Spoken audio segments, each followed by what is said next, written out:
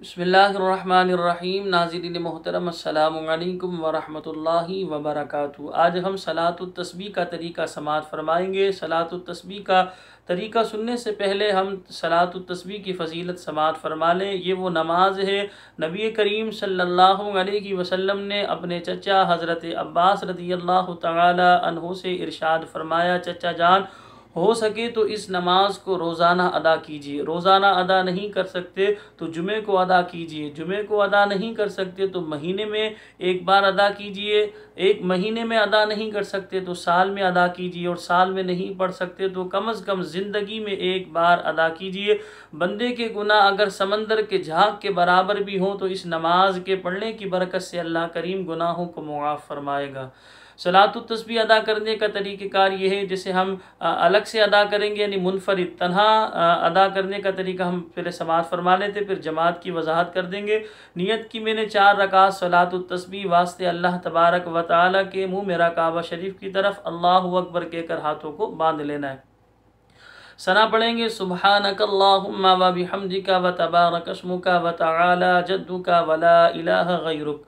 सना पढ़ लेने के बाद ये तीसरा कलमा सुब्हानल्लाहि वल्हम्दुलिल्लाहि वला इलाहा इल्लल्लाहु वल्लाहु अकबर 15 मरतबा पढ़ेंगे। इसके बाद सूरह फातिहा पढ़ेंगे, फिर सूरत मिलाएंगे। फिर तीसरा कलमा ये 10 मरतबा पढ़ेंगे सुब्हानल्लाहि वल्हम्दुलिल्लाहि वला इलाहा इल्लल्लाहु वल्लाहु अकबर। ये पढ़ लेने के बाद अल्लाहु अकबर कहते हुए रुकू में जाएंगे। रुकू की तस्बीह पढ़ेंगे सुब्हान रब्बियल अज़ीम, सुब्हान रब्बियल अज़ीम, सुब्हान रब्बियल अज़ीम। ये 3 मरतबा रुकू की तस्बीह अदा कर लेने के बाद 10 मरतबा ये तीसरा कलमा पढ़ा जाएगा। फिर कौमे में जाएंगे, समी अल्लाहु लिमन हमिदा कहकर कौमे में आएंगे। रब्बना वलकल हम्द पढ़ लेने के बाद 10 मरतबा ये तस्बीह पढ़ी जाएगी। फिर अल्लाहु अकबर कहते हुए पहले सजदे में जाएंगे तो सजदे की तस्बीह पढ़ेंगे पहले 3 मरतबा सुब्हान रब्बियल आला, सुब्हान रब्बियल आला, सुब्हान रब्बियल आला। ये 3 मरतबा तस्बीह पढ़ लेने के बाद 10 मरतबा तीसरा कलमा पढ़ेंगे। उसके बाद अल्लाहु अकबर कहते हुए जलसे में बैठेंगे। जलसे में 10 मरतबा ये तीसरा कलमा पढ़ेंगे। फिर दूसरे सजदे में जाएंगे। दूसरे सजदे की तस्बीह पढ़ लेने के बाद 10 मरतबा यही तस्बीह पढ़ी जाएगी। फिर दूसरी रकात के लिए अल्लाहु अकबर कहते हुए खड़े होंगे। 15 मरतबा ये तीसरा कलमा पढ़ेंगे सुब्हानल्लाहि वल्हम्दुलिल्लाहि वला इलाहा इल्लल्लाहु वल्लाहु अकबर। ये पढ़ लेने के बाद सूरह फातिहा पढ़ेंगे। फिर सूरत मिलाएंगे। सूरत मिला लेने के बाद 10 मरतबा यही तीसरा कलमा पढ़ेंगे। फिर अल्लाहु अकबर कहते हुए रुकू में जाएंगे। रुकू की तस्बीह पढ़ेंगे। रुकू की तस्बीह पढ़ लेने के बाद तीसरा कलमा ये 10 मरतबा पढ़ेंगे।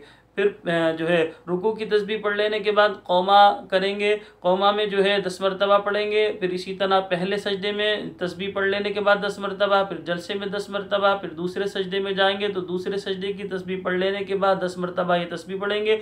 दूसरे सजदे से उठकर बैठेंगे। तशहुद में अतहियात मुकम्मल करने लेने के बाद तीसरी रकात के लिए खड़े हो जाएंगे। जब तीसरी रकात के लिए खड़े होंगे तो अब सना पढ़ेंगे। सना पढ़ लेने के बाद 15 मरतबा ये तस्बीह पढ़ेंगे। फिर सूरह फातिहा पढ़ेंगे। सूरत मिलाएंगे। फिर 10 मरतबा यही तस्बीह पढ़ेंगे। फिर अल्लाहु अकबर कहते हुए रुकू में जाएंगे। रुकू की तस्बीह पढ़ेंगे। रुकू की तस्बीह पढ़ लेने के बाद 10 मरतबा ये तस्बीह पढ़ी जाएगी। फिर कौमा में 10 मरतबा ये तस्बीह पढ़ी जाएगी। फिर पहले सजदे में तो सजदे की तस्बीह पढ़ लेने के बाद 10 मरतबा ये तस्बीह पढ़ेंगे। फिर जलसे में 10 मरतबा ये तस्बीह पढ़ेंगे। दूसरे सजदे में जाएंगे। दूसरे सजदे की तस्बीह पढ़ लेने के बाद 10 मरतबा ये तस्बीह पढ़ी जाएगी।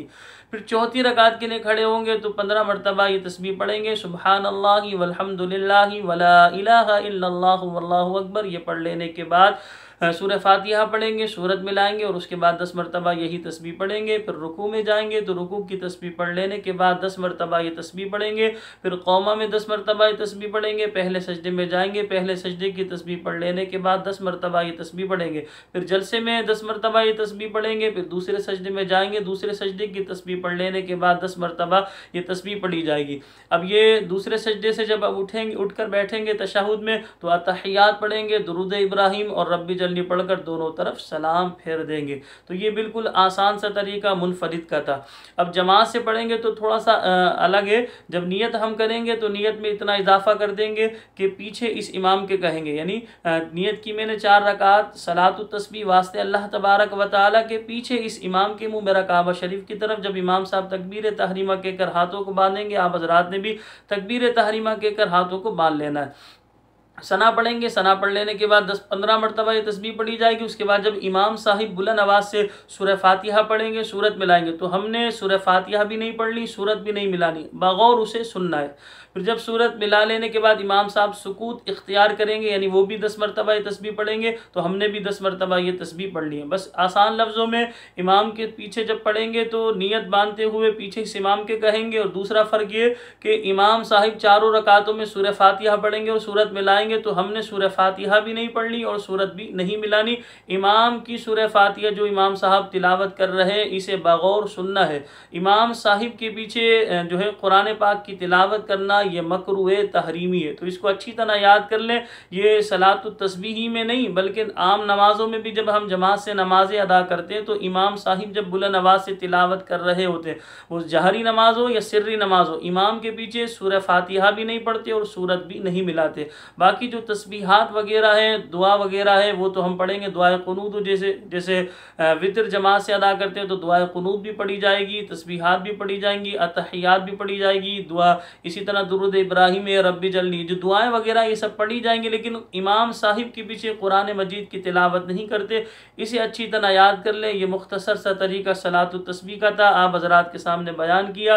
अल्लाह करीम की बारगाह में दुआ है कि अल्लाह तबारक व तआला हम सबको सलातुत तस्बीह अदा करने की तौफीक अता फरमाए। इसके बेशुमार फ़ज़ाइल किताबों में वारिद हैं। इस नमाज को बाज़ लोग ये समझ रहे होते हैं बड़ी तवील नमाज है तो छोड़ दें। याद रहे, जो अमल जितना ज़्यादा मशक्क़त वाला होगा, कल क़यामत वाले दिन मीज़ान में वो उतना ही भारी होगा। तो आज अल्लाह की रज़ा के लिए हम ज़रा सी मशक्क़त बर्दाश्त करेंगे, अल्लाह करीम हमें उसका अजर भी अता फ़रमाएगा।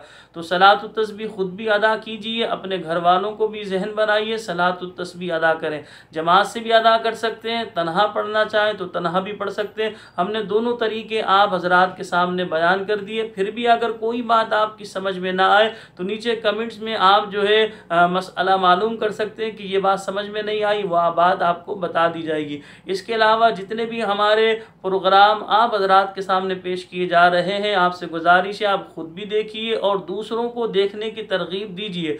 याद रखें, अगर हमारे कहने से कोई राह रास्त पर आ जाए, कोई नेकी का काम कर ले, तो अल्लाह तबारक व तआला हमें भी इस नेकी का सवाब अता फरमाएगा, यानी इस कहने का सवाब अल्लाह पाक हमें भी अता फरमाएगा। अल्लाह पाक हम सबको अमल की तौफीक अता फरमाए। अस्सलामु अलैकुम व रहमतुल्लाहि व बरकातुहू।